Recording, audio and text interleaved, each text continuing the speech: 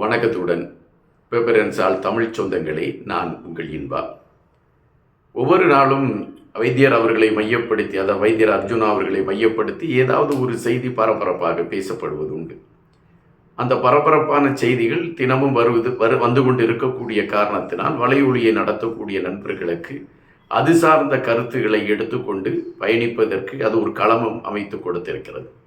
நான் கூட பல காணொலிகளில் வைத்தியரை மையப்படுத்திய செய்திகளை பதிவிட்டிருக்கிறேன். நீங்கள் அதற்கு ஆதரவு கொடுத்திருக்கிறீர்கள், நன்றி. இப்பொழுது எங்களுடைய இந்த புதிய வலையொலியை குறித்து 2 வார்த்தைகள் பேசிவிட்டு நான் வைத்தியர் சார்ந்த ஒரு கருத்தை பதிவிடலாம் என்று நினைக்கின்றேன். எங்களுடைய பெப்பரன் சால்ட் என்கின்ற அந்த வலையொலியில் ஏற்பட்ட சிக்கலின் காரணமாகத்தான் இந்த வலையொலியை ஆரம்பித்திருக்கிறேன். இதற்கு பெப்பரன் சால்ட் அரசியல் என்று பெயர் வைத்திருக்கிறேன். நீங்கள் இந்த வலையொலியை முதலாக பார்க்கக்கூடிய தோழர்கள் இதை பகிர்ந்தளியுங்கள். தமிழர் தாயகத்தை சார்ந்த பல விடயங்கள் உங்களுக்கு தெளிவாகவே எடுத்து வைக்கப்படும். பல செய்திகள், அது சார்ந்த பல களங்கள் தெளிவாகவே எடுத்து வைக்கப்படும். அதுபோல தமிழர்கள் சார்ந்த பல களங்களும் உங்களோடு நான் பகிர்ந்து கொள்வதற்கான ஒரு களம் அமையும். எனவே நீங்கள் பகிர்ந்தளியுங்கள். என்னுடைய காணொலிகள் நிரந்தரமாக கிடைப்பதற்கான வழிமுறைகள் அந்த பகிர்ந்தளிப்பு செயலிலே கொடுக்கப்பட்டிருக்கிறது. அதையும் நீங்கள் பகிர்ந்தளித்துக் கொள்ளுங்கள். இப்பொழுது வைத்தியர் அர்ஜுனா அவர்களை குறித்து பேசுவோம். வைத்தியர் அர்ஜுனா அவர்கள் என்றாலே ஒரு பரபரப்பான மனிதர் என்பதை விட தன்னை பார்க்க வைக்கக்கூடிய மனிதர் என்று கூட எடுத்துக்கொள்ளலாம். ஒவ்வொரு நாளும் அவர் சார்ந்த ஒரு கருத்து ஊடகங்களில் முதன்மையாகவே பதிவாகி கொண்டிருக்கிறது.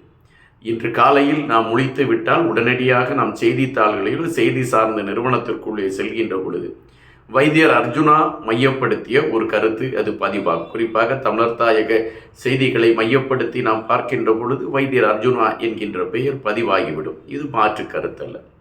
இப்பொழுது வைத்தியர் மீது விசாரணைக்கான களங்கள் எடுத்து வைக்கப்படுகிறது என்கின்ற செய்திகள் வருகின்றன.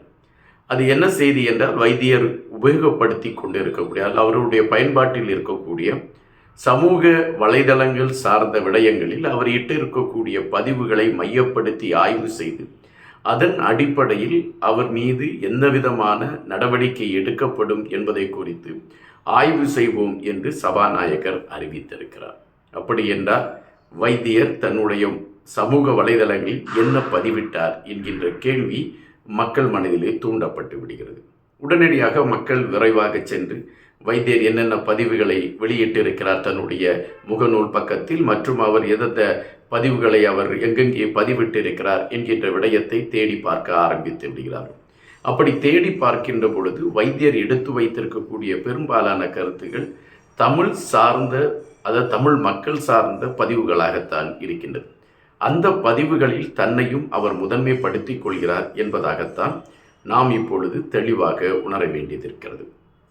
தற்பொழுது கூட வைத்தியர் சில பதிவுகளை வெளியிட்டு கொண்டுதான் இருக்கிறார். தினசரியும் அவர் ஒரு காணொலிகளை வெளியிடுகிறார். இப்பொழுது கூட அவர் ஒரு காணொலியை வெளியிட்டு இருக்கிறார். அந்த காணொலியில் அவர் என்ன விடயத்தை குறித்து குறிப்பிடுகின்றார் என்றால், இப்பொழுது தமிழர் தாயகத்தில் தியாகத்தின் நினைவுகளை சுமக்கக்கூடிய நாள் வருகிறது. இந்த தியாகத்தின் நினைவுகளை சுமக்கக்கூடிய நாளில் இங்கு தமிழர் தாயகத்தில் என்னென்ன விடயங்கள் இருக்கிறது, மக்கள் என்னென்ன உணர்வுகளோடு இருக்கிறார்கள் என்பதை நான் தெரிந்து கொள்ள வேண்டும். அப்படி தெரிந்து கொண்டால்தான் இந்த மக்களுடைய பிரச்சனைகளை குறித்து நான் நாடாளுமன்றத்தில் பேச முடியும். அதற்காக நான் என்னுடைய அனைத்து வேலைகளையும் தள்ளி வைத்துவிட்டு, குறிப்பாக 27ஆம் தேதி நீதிமன்றத்தில் என் மீது ஒரு வழக்கு விசாரணைக்கு வருகிறது. ஆனால் அந்த வழக்கு விசாரணைக்கு செல்வதா அல்லது மக்கள் சார்ந்த இந்த களத்திற்குள் செல்வதா என்பதை நான் முடிவு செய்ய வேண்டிய ஒரு சூழலில் இருக்கிறேன்.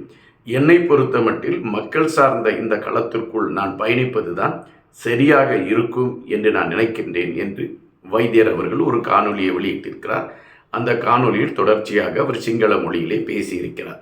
இது நாம் இங்கு புரிய வேண்டிய ஒன்றாகவே இருக்கிறது. அப்படி என்றால் தமிழர்கள் விடயத்தை குறித்து நான் தெளிவாக ஆய்ந்து கொண்டுதான் பேச வேண்டும் என்கின்ற நிலைப்பாட்டில் இருக்கிறேன் என்று வைத்தியருடைய கருத்து இருக்கிறது. வைத்தியர் நாடாளுமன்றத்தில் தமிழ் சார்ந்த விடயங்களை பேசுவதற்கான களங்களை எடுப்பாரா என்று நான் பல காணொலிகளில் கேள்விகளை எழுப்பியிருந்தேன். ஆனால் தற்பொழுது வந்திருக்கக்கூடிய அந்த செய்திகளை வைத்து பார்க்கின்ற பொழுது வைத்தியர் தெளிவாக தமிழர் விடயங்களை முன்னிலைப்படுத்திய ஒரு அரசியல் களத்தை கண்டிப்பாக கட்டமைப்பார் என்பது மறுப்பதற்கு இல்லாத ஒரு செய்தி. எதற்காக வைத்தியர் தமிழர் சார்ந்த விடயங்களில் ஒரு தெளிவான கட்டமைப்பை உருவாக்குவதற்கு முயற்சிக்கிறார் என்பதை நீங்கள் பார்க்கின்ற பொழுது அல்லது அதை குறித்து நீங்கள் தேடுகின்ற பொழுது பல வியப்பு செய்திகள் இருக்கிறது. வைத்தியரை பொறுத்த மட்டில் தான் சார்ந்த ஒரு அரசியல் களம் அல்லது ஒரு அரசியல் கட்சி உருவாக்கப்பட வேண்டும் என்பது அவருடைய தெளிவான எண்ணமாக இருக்கிறது. இப்பொழுது இருக்கக்கூடிய அரசியல் கட்சிகள் மக்களை ஏமாற்றி கொண்டு இருக்கிறார்கள் என்பது அவருடைய கணிப்பு, பெரும்பாலான மக்களுடைய கணிப்பும் அதுதான். எனவே இந்த அரசியல் கட்சிகளுக்கு மாற்றான ஒரு அணியை உருவாக்க வேண்டும். அந்த அணியில் இளைஞர்களை கொண்டு வந்து நிறுத்த வேண்டும். அந்த இளைஞர்களின் அடிப்படையில் நாம் ஒரு மாகாணத்தை கைப்பற்றக்கூடிய நிலைமைக்கு முன்னேற வேண்டும் என்பதுதான் வைத்தியருடைய ஒரு நிரந்தர திட்டம் என்று கூட வைத்துக் கொள்ளலாம். வைத்தியர் அவர்கள் தலைவரை குறித்து பேசுகின்ற செய்திகள் அல்லது இயக்கத்தை குறித்து வைத்தியர் பேசுகின்ற செய்திகள், இவைகள் அனைத்துமே இப்பொழுது சிங்கள தலைவர்களுக்கு ஒரு மன உளைச்சலை ஏற்படுத்தி இருக்கிறது என்பது மறுப்பதற்கு இல்லாத ஒன்றுதான். அதனால்தான் சிங்கள தலைவர்கள், சிங்களத்தை சார்ந்தவர்கள் ஒரு கொதித்தளக்கூடிய நிலைமையும் ஏற்பட்டது. அதற்கு வைத்தியர் தான் சார்ந்த விளக்கத்தை அந்த சிங்கள மக்களுக்கு கொடுத்திருக்கிறார். நீங்கள் எங்களுக்கு எதிரி அல்ல, எங்களுடைய மக்கள் பாதிக்கப்பட்ட விடயங்களை குறித்து தான் நான் எடுத்து வந்து வைப்பதற்கான களத்தை எடுத்திருக்கிறேன். எனவே நான் உங்கள் யாரையுமே குறை சொல்லவில்லை என்று வைத்தியர் கருத்துக்களை பதிவிட்டு சிங்கள மக்களுடைய மனங்களை அவர் குளிர்விக்கக்கூடிய ஒரு களத்தையும் எடுத்திருக்கிறார். இந்த சூழலில் சிவில் அமைப்புகள் மற்றும் ஒரு சில அமைப்புகள் வைத்தியர் மீது எதற்காக அவர்கள் கொண்டு போய் ஒரு புகார் மனுவை அளிக்க வேண்டும் என்றால், இவர்கள் நினைத்தது போல வைத்தியரை லகுவாக எதிர்கொள்ள முடியாத ஒரு நிலையில் இருக்கிறார்கள். படித்த ஒரு மனிதர், துணிச்சலாக பேசக்கூடிய ஒரு மனிதர், தமிழ் சார்ந்த விடயத்தை குறித்து பேசுகிறேன் என்பதை தெளிவாக எடுத்து வைக்கிறார். எந்தவித அச்சத்தையும் அவர் மனதில் கொள்ளவில்லை.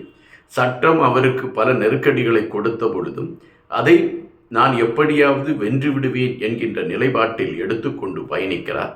எனவே இப்படிப்பட்ட மனிதர் அரசியல் களத்தில் தொடர்ந்தால் நம்மளுடைய வெற்றிகள் பாதிக்கப்பட்டு விடும் என்று அவர்கள் அஞ்சுகின்றார்கள்.